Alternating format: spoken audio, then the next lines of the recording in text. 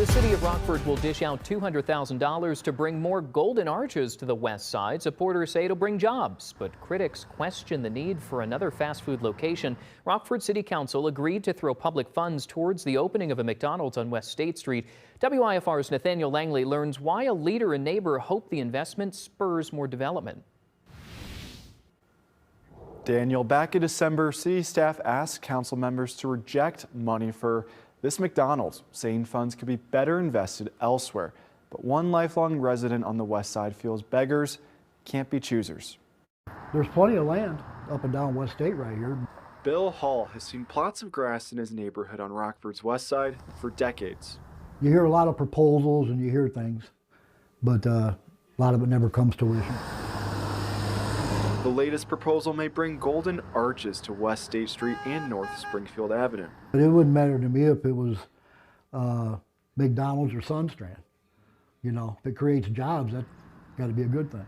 By 9-4, City Council approved $200,000 for First Midwest Group to develop a McDonald's at the intersection.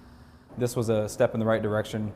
First Midwest claims the money de-risks the development and could create up to 60 permanent jobs. What was in front of us today was all about economic development.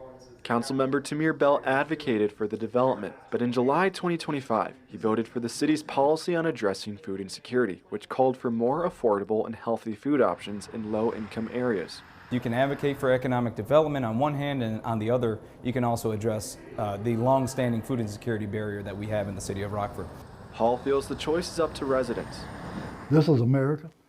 If you want to eat fast food, knock yourself out. If you don't, drive the extra mile. But he agrees with some neighbors saying city funds should support a grocery store, clinic, or small business. McDonald's is a multi-billion-dollar corporation. They can fund themselves. Bell mentioned he's pushing for a mobile grocery truck to bring fresh food to underserved neighborhoods. The timeline for when City Council may vote on supporting that wasn't yet known.